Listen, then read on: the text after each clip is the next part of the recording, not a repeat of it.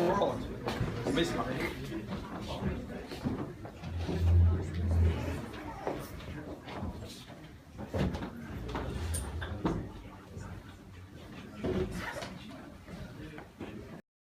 Stop sailing ad hoc.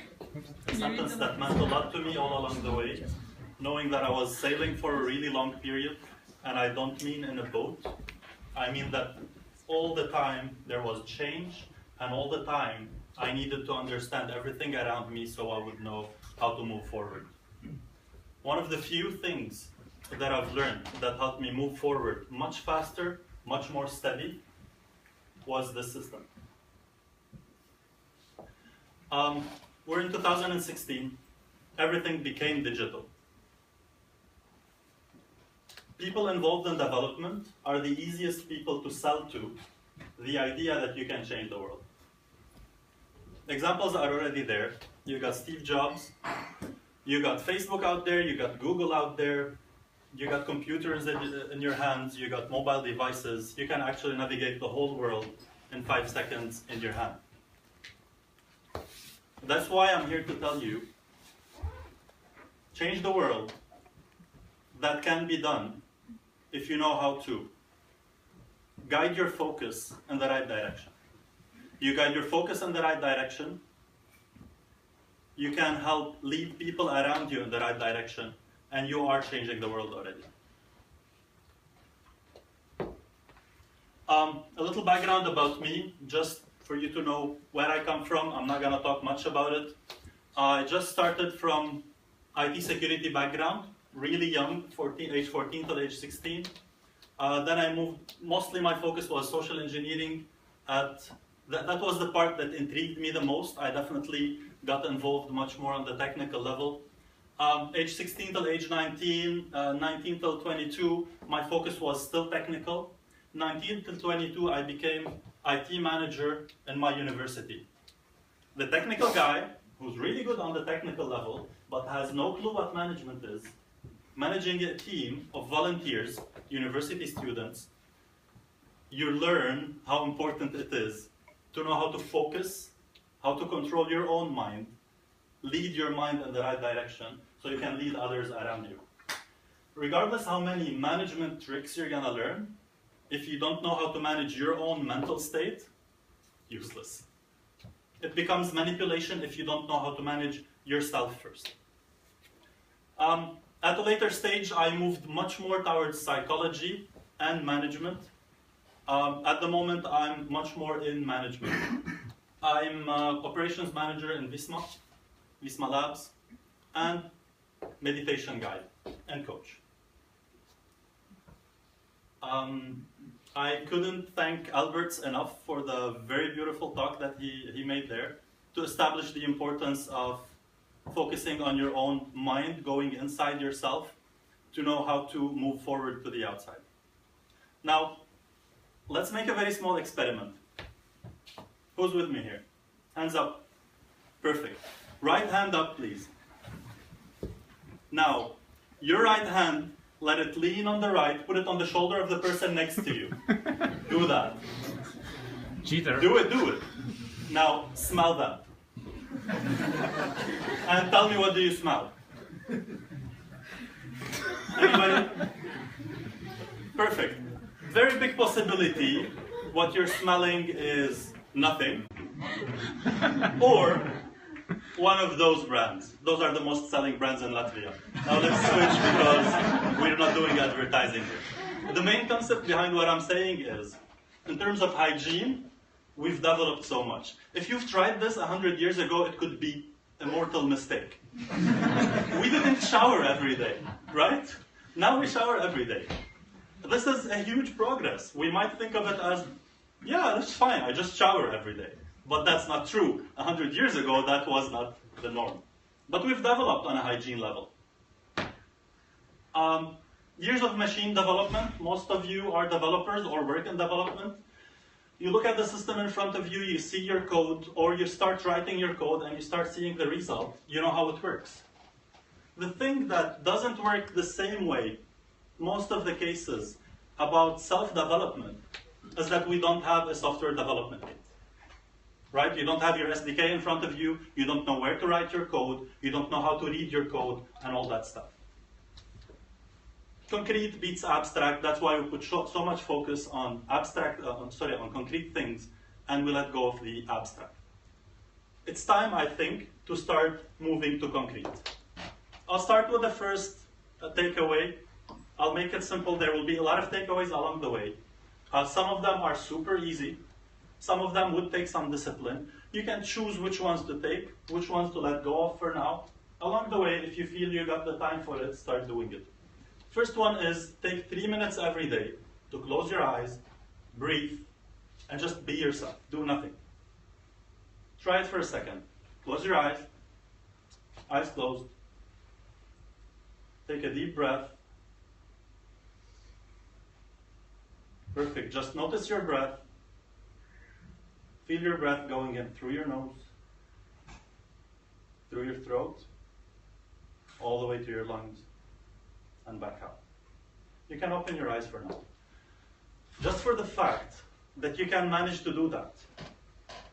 You can do it for 1 minute, you can do it for 5 seconds, you definitely can do it for 3 minutes. 3 minutes are not too much. You take possibly 10, 15 minutes to take your shower. Some take more, I don't know. But for us guys, usually it's not more than that. So you can take 3 minutes to take a mental shower if you want to in the morning. Wake up, take your shower, get dressed, sit there, 3 minutes, just close your eyes, focus on your breath. It's as simple as that. It can develop into something much more complex along the way. It's up to you how far you want to take it. But this is the basic exercise. What this will do is it will allow you to feel that calmness you feel in the morning and associate it with your breath, with just focusing on your breath. How can this be used at a later point? There is no place in the world where you cannot breathe, right? Otherwise you'd be dead. So if you're in a meeting and you're crazy stressed, all you will need to do, if you're doing this exercise, is just close your eyes. Well, you cannot close your eyes in that meeting. Just take a breath and focus on your breath. Notice how your breath is happening in your body. It will take your mind off of the immediate challenge that you're facing.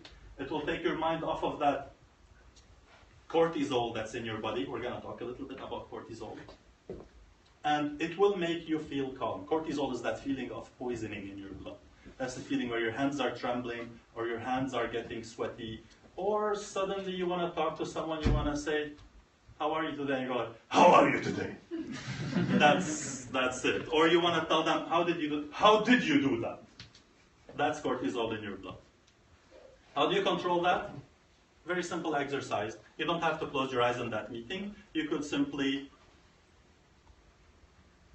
notice your breath. It will calm you down.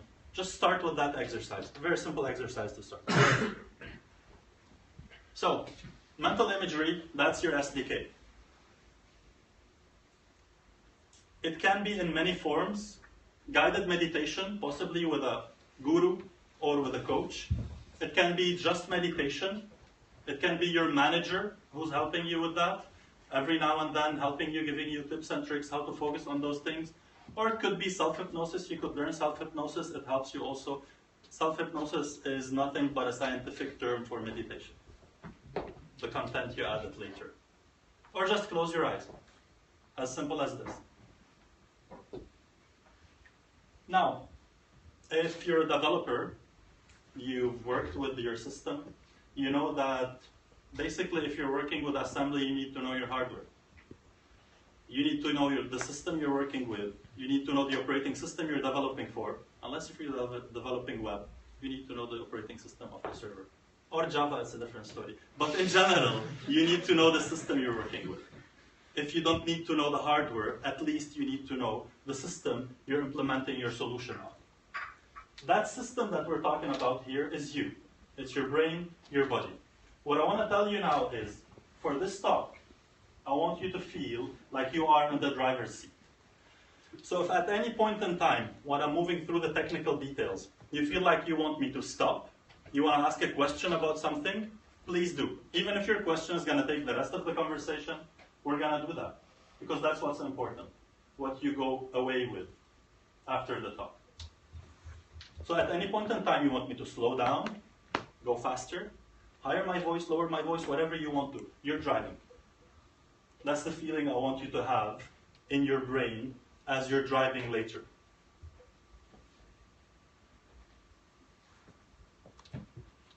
Okay, we're going to start with a very basic element, which is your thoughts. How your thoughts develop. And what are the thoughts? The basic elements. The very basic element in our body is a thought. The footage that you're going to see here is taken from a movie called What the Bleep Do We Know? You can feel free to download the movie, really interesting movie to watch.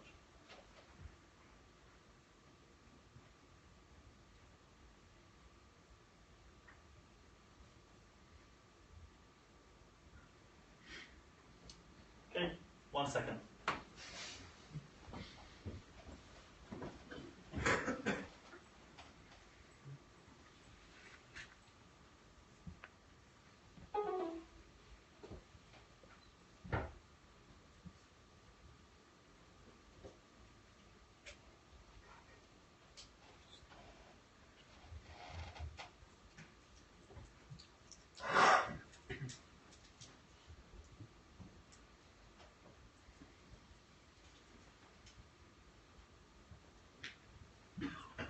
Sorry for that. Cannot click the video on the other one. I will start presenting from the laptop.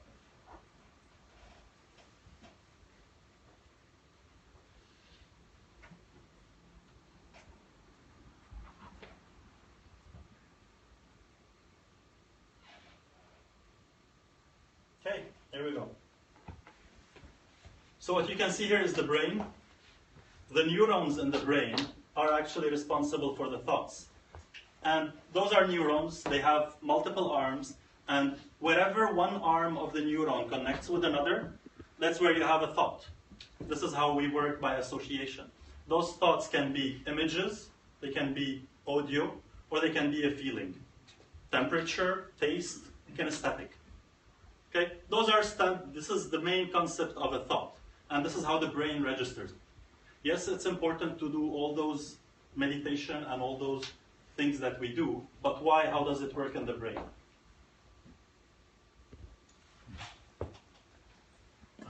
Anybody underage, close your eyes. No, there's nothing major. Thoughts are those connections as we mentioned. Memories are actually made out of multiple thoughts. So whenever multiple thoughts come together, this is a memory. This is how you make a memory. A memory of something that happened with you in the office is a series of thoughts that could fire together in your brain. Now, one more thing to know is what do we learn from thoughts and memories? Memories in our brain compose our learning, and they help us learn behaviors. So technically, your colleague walked into the office. This specific colleague that you don't like much, he walks into the office and he starts talking to you at the first time in a very aggressive tone. You feel bad about it. It triggers bad feelings in you. Next time that colleague walks in, does the same. Third time that colleague walks through the door, you're on fire. Or somebody else walks in the office that looks like that colleague. Doesn't have to be that colleague, has traits that are similar. Your subconscious mind immediately will want to protect you. It will start firing up those same emotions because back in the days when we were running away from lions, anything that looks like a lion, you don't need to think, run. That's exactly what we're talking about. Those are things that are hardwired in our brains, but the behavior is hardwired. If you want to, the frame is hardwired. How we learn is hardwired. Fear of a lion had become hardwired in us to a certain point. Fear from a colleague who's got a beard, not true. It's not hardwired. It's something you can change. Your other colleague who walks into the office every now and then sits and talks to you, and you feel super good with her. You know that colleague. Anybody has that colleague, knows her? Perfect. That colleague, when she walks into the office, everything works perfectly fine, right? Suddenly, when she leaves your office, the bug that you were working on suddenly is much easier to solve. You've had a fight at home before you came to the office or with your boss. She walks into the office and suddenly you feel good. That's the same. This is association. This is how we learn things. Now, what's important is, yes, we can learn things, and it's important to keep on learning, but also, it's important to be able to unlearn. You want to unlearn bad behaviors. How do we do that? The same way neurons that fire together, wire together, they become a pattern, a hardwired pattern. If you don't fire them together anymore for a while, they will unwire. But that's a long process, right? Fire that colleague so you don't see them anymore, so you calm down. Not a good idea. Leave the job, also not a good idea.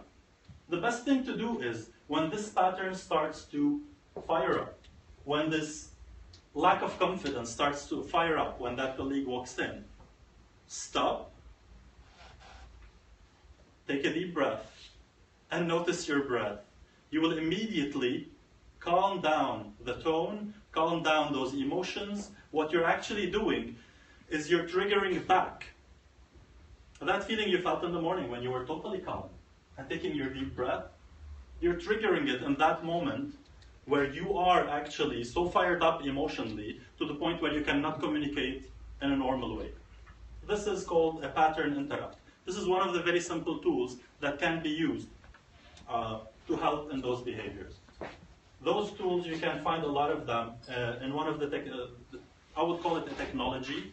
It's a school of thought. It's called NLP, Neuro-Linguistic Programming.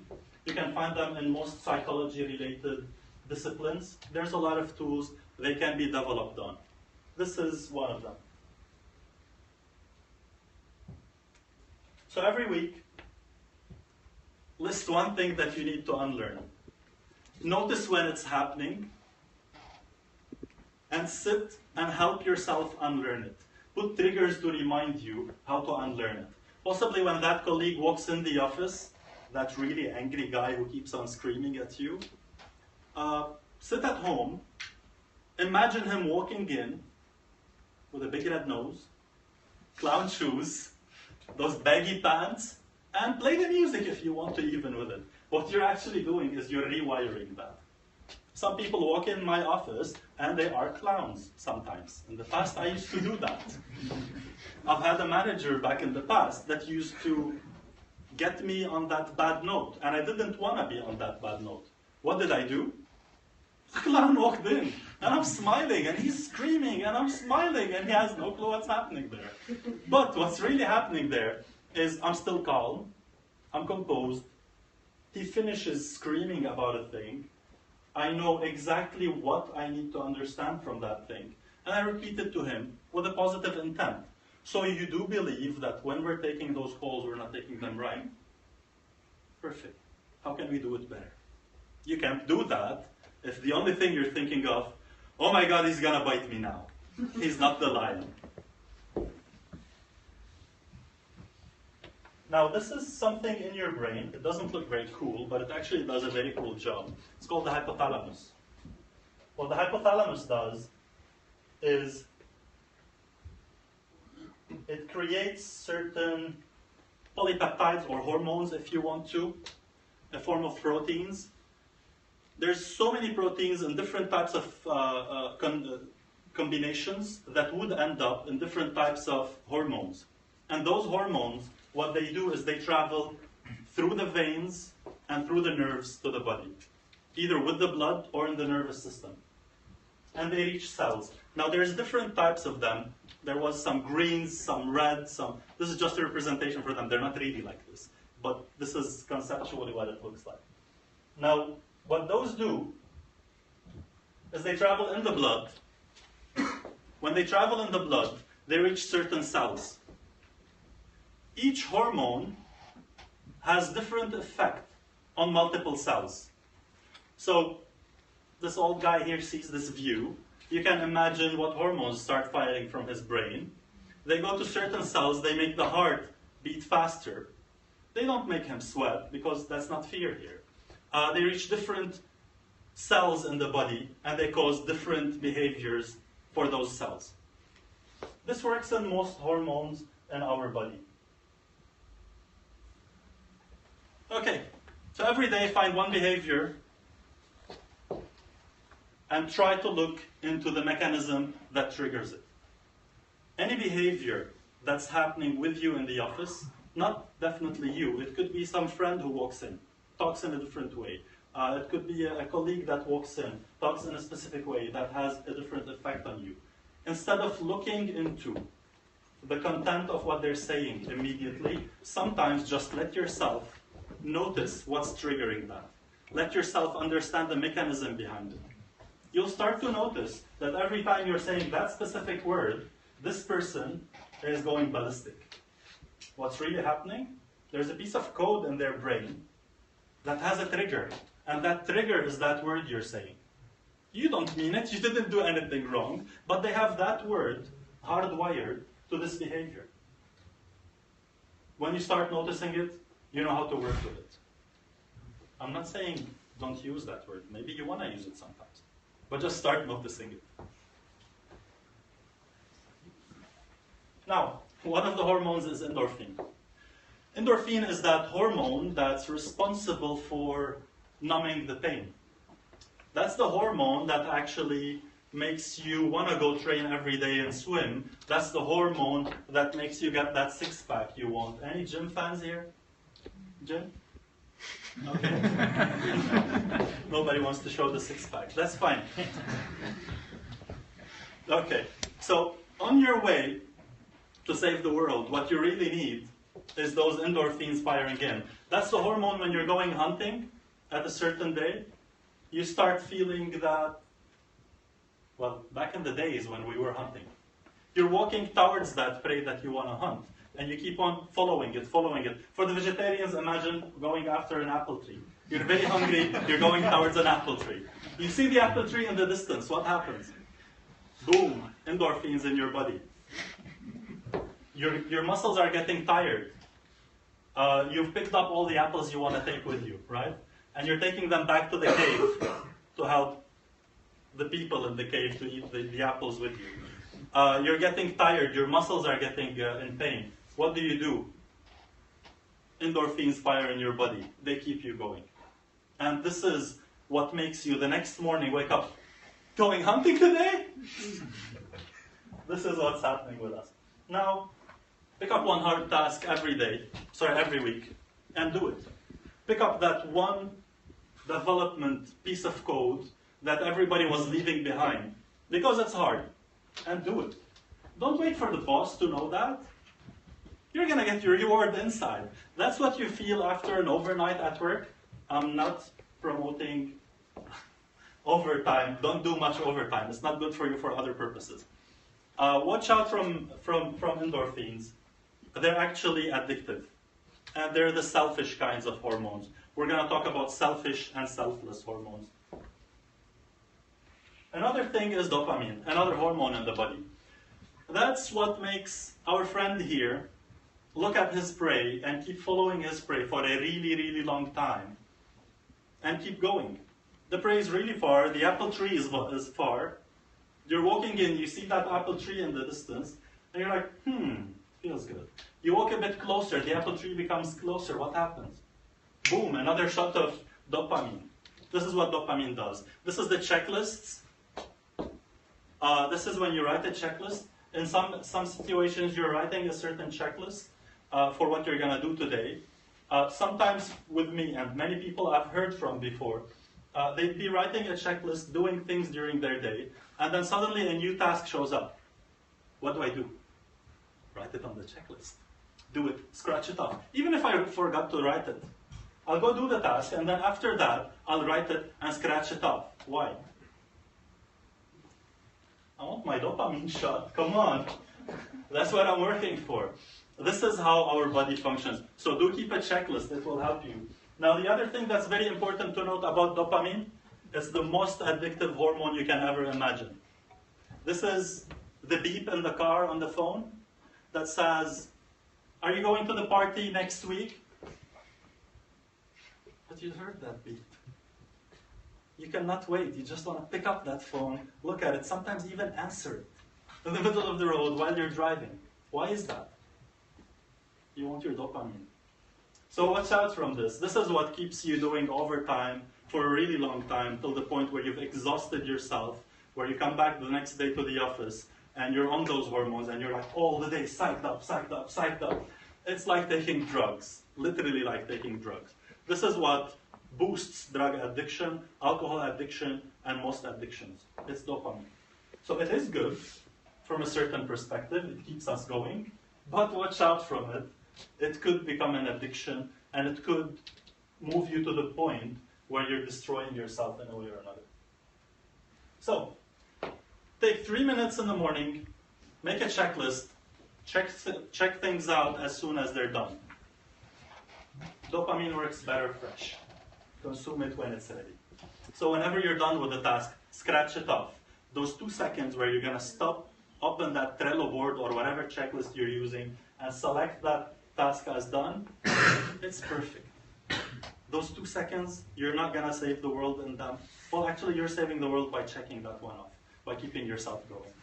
So do keep a checklist. Serotonin. Why do I have this gentleman here? This is the alpha male. Serotonin is this hormone that helps us put together a social behavior. What am I talking about with those social behaviors? A social behavior is where you are walking into a room and you feel nervous because you're meeting someone. They're the alpha male, you're not the alpha male. Or female if you want to, it's the same. It works all the same. If somebody walks into that room and they want to talk to you, and the only thing you can see in their eyes is fear, you're the alpha male. Now, how do you deal with that? That's a different thing. Now, why is serotonin important in our life? What serotonin does is it regulates the behavior. If you're in an office and you're doing your job and everything is really good, but suddenly the CEO walks into the office and you look at them and you're like, what are you doing here? That's not going to be good. Okay. Now, why is that something that's hardwired in us? Back in the days when we were still hunting, or when we were still living in caves and tribes, what really mattered at that point was that the alpha male is actually, or the alpha female in our society nowadays, as you can see her here, you'll see her more often in our work environments, especially in the Nordics. What really happens there is you need the alpha male, the stronger individual, to be throwing themselves in front of the danger to protect everybody around them. This is the hormone of leadership. 300, a movie, who watched 300? Perfect, that's good. You'll understand what I'm talking about. What's the most important thing for them? The shield. Your shield. You either bring it with you or you come on it. That's 300, not me. But what I'm talking about here is leadership is actually protecting the person next to you. Leadership is actually about protection. It's not about anything other than protection. Now, what you can do here is actually, you're protecting others around you. You're leading and keeping your group safe. You get something back for that, right? That's serotonin. What serotonin does is it makes that colleague next to you totally fine with you getting a higher salary, right? Anybody here has an issue with their boss getting a higher salary? Okay, anybody here has an issue with their boss getting a higher salary, and whenever there's something dangerous, you get thrown in front of it? Exactly. Why? Because they're breaking a social code. If you're getting the higher salary, if you're getting the better car, if you're getting the better suit, if you're getting the better whatever, if you're the architect in my team, I want to expect from you that whenever there's danger, you'll keep my back. I'll protect you when you're not seeing, but if there's danger, I'll expect you to be there taking care of it. In development, this could be that really hard issue that you cannot solve on your own. You know who you go talk to. The leader, the alpha male, is not always the person higher in a hierarchy. In most organizations nowadays, specifically, let's say in Visma, It's no more a hierarchical organization. It's a flat organization. It's not the formal authority that plays the role. It's actually the actual authority. The person in your team who knows better, who can help you better, that's the person who's got the authority. No one in a meeting room is more important than the best interest of the organization. Why? Because the organization is what's keeping everybody safe and moving forward. Oxytocin, all the fuzzies, unicorns, hugs and kisses. My team, that's oxytocin. Oxytocin is this hormone you feel when you shake hands with someone. That's really something that happens if you're signing a contract with someone, and that individual doesn't shake hands. You just signed the contract, everything's fine, we're shaking hands, right? And that person, what does he do? You're shaking hands and he goes, I don't want to shake hands. What? What do you mean? We just signed the contract, let's shake hands. No. What's really going to happen is either you're going to break that contract or not start that contract from the beginning, take that paper back, give me back my signature, or you're going to walk into that contract with your hand on your heart, totally scared of it. Why? You didn't oxytocin on it. This is where you're doing something good. Let's say an example, you're walking on the street, a guy in front of you is carrying a bunch of papers in his hands, a couple of papers fell off. You go down, pick them up, and go give them to that person. Why? I know you're nice and all, but what is it on a biological level? Oxytocin. It makes you feel good when you do something good. What else happens? You give those papers to him, he looks at you, thank you. Oxytocin, that big smile on his face, that is oxytocin. One more thing, that guy standing on the side who saw you give him the papers, he looks at you and he's like, I saw what you've done there. Oxytocin. It regulates social behavior. This is teamwork on a biology level. This is what when everybody's saying teamwork, leadership, and we're thinking there's something very fuzzy in the air, we don't know what it is, that is what it is. Note one daily act of kindness. Every day, write down an act of kindness. Make an Excel sheet you write them on, or a small notebook you write them on. Every day, write one. Just noticing it, just writing it down, is going to make you notice it more. Noticing it is going to make you get that dose. Not really for the dose, forget about that dose. Think how better you can work with your team. Think how amazing your team is going to feel knowing that you got their back. Think how amazing you feel if you know your colleague that's sitting right next to you has your back. Stress. Cortisol. That's when you're sitting right there in the office in front of your computer. That message pops up, or that guy walks in. Or you're preparing that presentation to walk into the office and give to whoever that is that last time kicked your ass because of it. You get sweaty, your heart beats faster, you get tense, your hands shake. What are your hands shaking? This is energy being pumped into your muscles. This is sugar being pumped into your muscles to get them ready to run because the lion's behind you. Now, one other thing that happens when the lion's behind you, your growth organs stop. You don't need your nails to grow when the lion's running behind you. You don't need your nails. Your hair, you don't care. You want to stay alive. What else stops when you got when you got cortisol in your body? Your immune system stops. I'm sorry, your flu has to wait. The lion's behind you, right? That's fine if the lion's really behind you.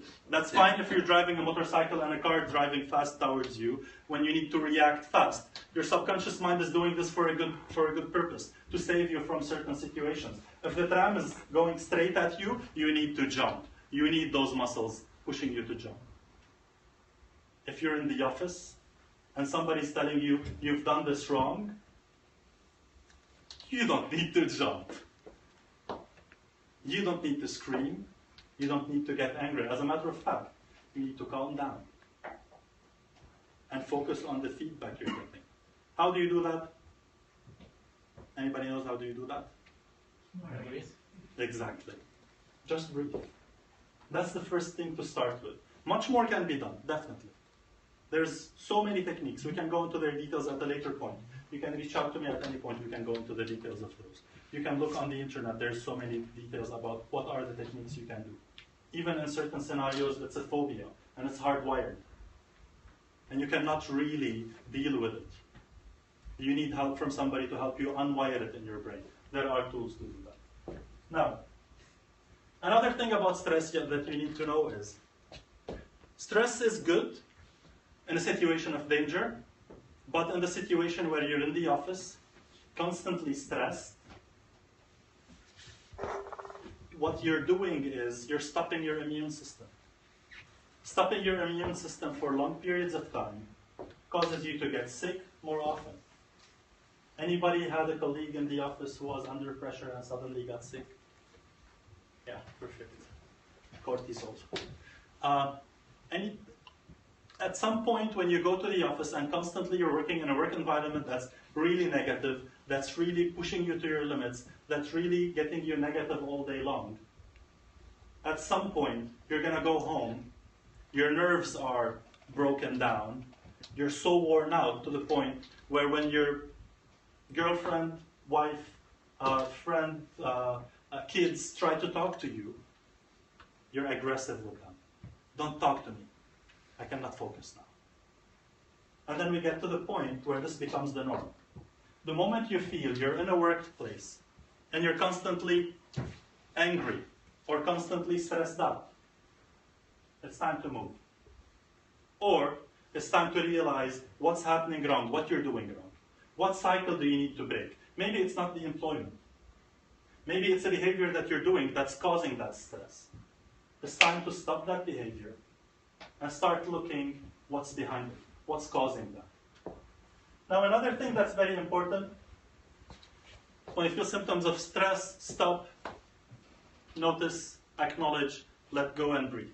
So when you feel stress, don't let it accumulate and develop. Stop. Notice what's happening. Take all the emotional luggage that it takes with, leave it behind. That's what I mean by acknowledge it. And let it go. That thought that you're stressing about is not good for you. It's not going to help you in any way. Let it go and focus on the problem itself and how you can solve it. Your emotions will not help you solve it better. The other thing that I want to tell you is, note one act of kindness per week that you will reward in gratitude. A friend who's done something good, be grateful. Also, what we're talking about here is oxytocin. Oxytocin and serotonin, what they do is they block cortisol. They prohibit cortisol in the blood. So acts of kindness will save you from that nervous behavior in the workplace. Being nice to people around you will change that workplace, will make it much better.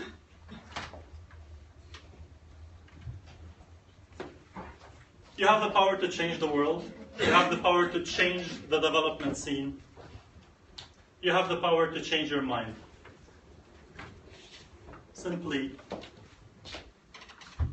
by the power you were given to change your focus. Take your focus off of the emotions at that point. Put your focus on what matters. On that work colleague that's next to you that needs your help at this point. Or on that colleague that can help you at this point. Put your focus on what matters in life. Finally, you know what I'm going to say next, right? You're more than welcome. Thank you.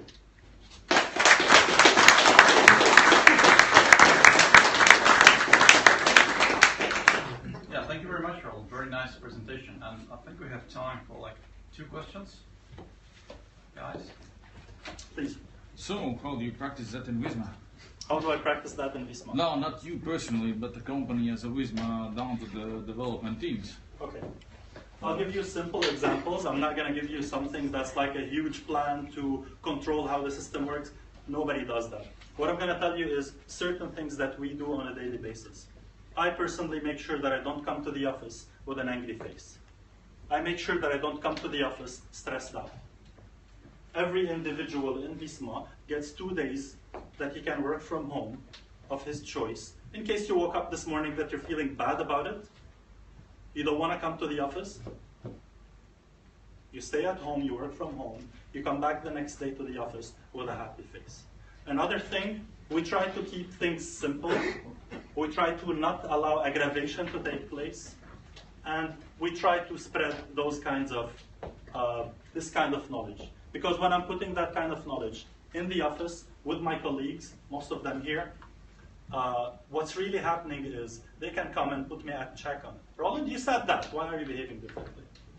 And to be honest, I think it's a privilege to be in a position in Visma that allows me to practice what I'm preaching. And that's something I really thank my management for. The awareness about this stuff really helps. We try to promote as much as possible teamwork. We try as much as possible to have teamwork, to have team building activities. We go play beach volleyball, no more not right now because it's cold. We go do karting, we go, we have parties at the office sometimes every Friday when there's birthdays. We sit and watch TED Talks sometimes and discuss plenty of things. Any other ideas? Somebody? Visma.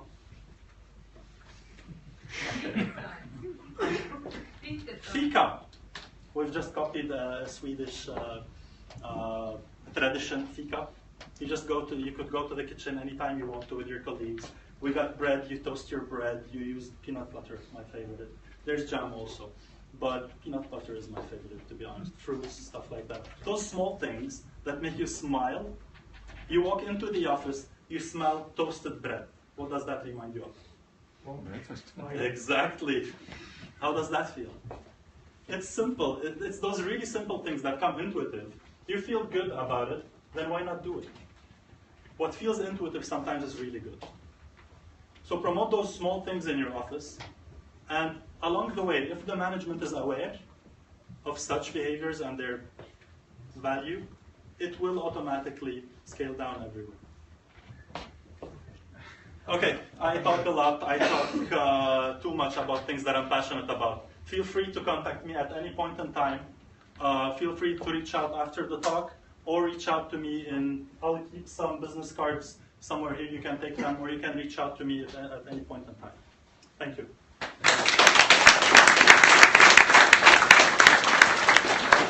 Yes, now we have a small break, and don't forget to vote. Just 7 minutes to the next speaker.